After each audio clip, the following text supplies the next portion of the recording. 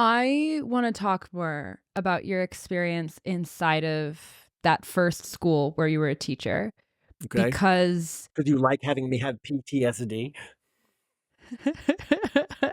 you can curb this wherever you don't want to go. But I don't mean to be triggering, No, no, but no, I'm being a smart aleck. I'm very me too. I don't apologize at all. We're going here. Um, but I'm very curious about some of the details of the experience or the things that stand out about the experience because Sure. I think it's such a common conversation point when people talk about optionality in Hmm. education, when people start thinking about different ways of educating children and choosing different, like especially when you get into the school choice conversation. um People make a very clear line in the sand between people who have the ability and the means and the resources and the familial support structure to choose something different, and the people who don't, and the people who are going to be most hurt if school funding dollars start being Okay. separated out and sent to different institutions. And the thing that always comes back is the the lower performing schools, the low income schools, and how the conversation is not created equal, talking about schools in Okay. rich neighborhoods and schools in poor neighborhoods and the disadvantages that the kids in poor neighborhoods have.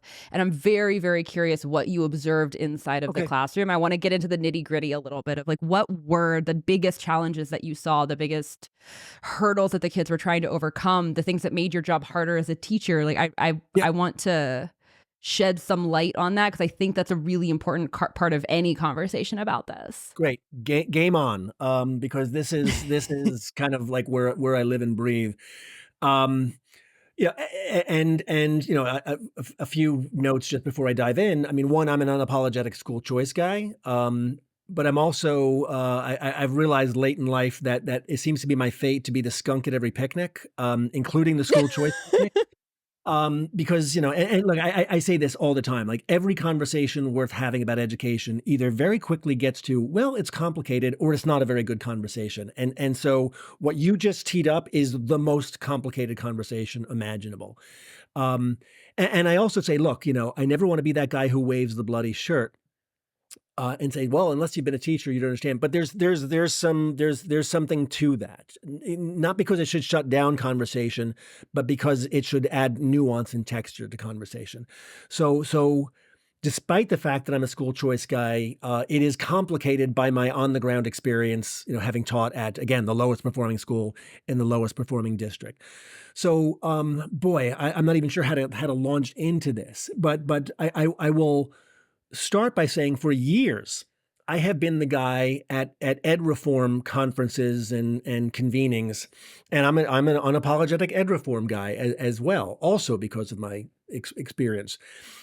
And think of what the classic ed reform playbook is: testing, accountability, and rewards and sanctions. So I found myself for years in rooms like that saying, look, you all have this idea, at least a tacit idea, that schools know what to do, teachers know what to do, and your job as policymakers is to hold them accountable, to measure what goes into the black box, measure what comes out of the black box, and take either incentivize or take corrective action. Well, where did you get that idea? That teachers and schools know what to do, because I'm here to tell you they don't.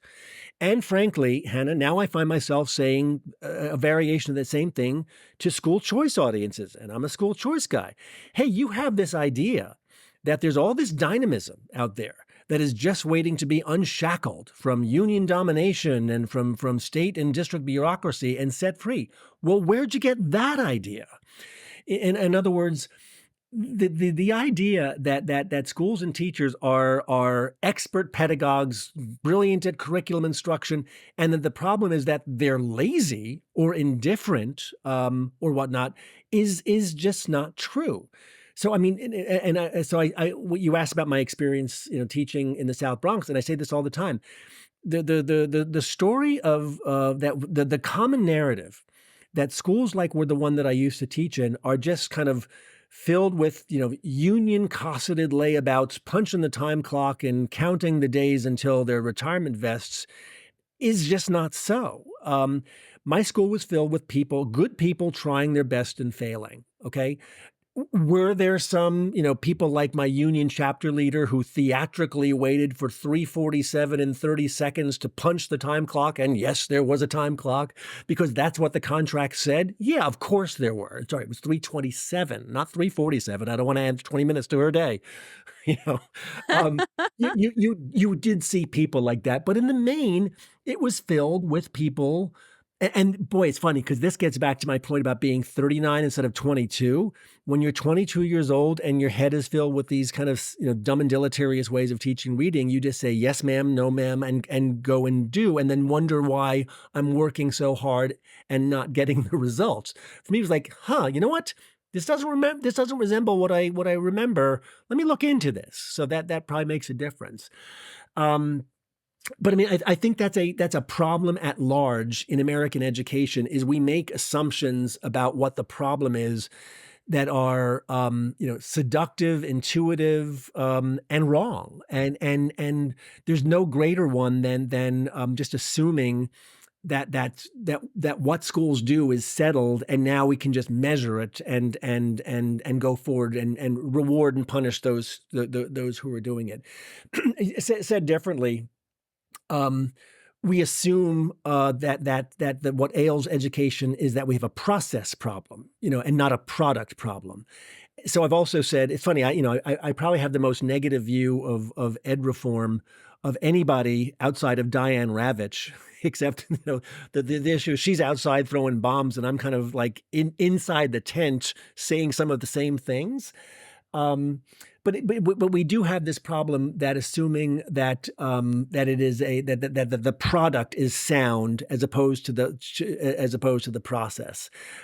So there's and this is why I've spent the last 20 years of my life talking about, as I like to say, where my ed reform and ed policy colleagues tend to talk about the structures outside of education, charter schools, teacher quality, et cetera, et cetera.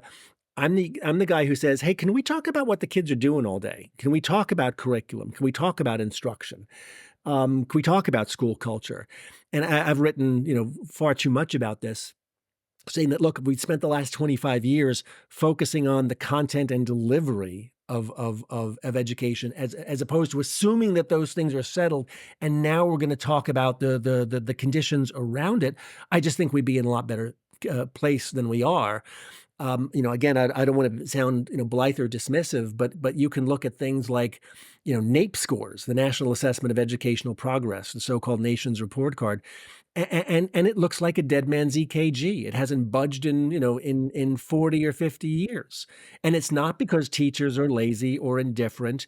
And look, frankly, I'm not a defender of teachers' unions, but another idea you hear all the time is, look, just get rid of the unions and all will be well. Well, that's not true either, because there are right-to-work states that are some of the poorest performing states in the country.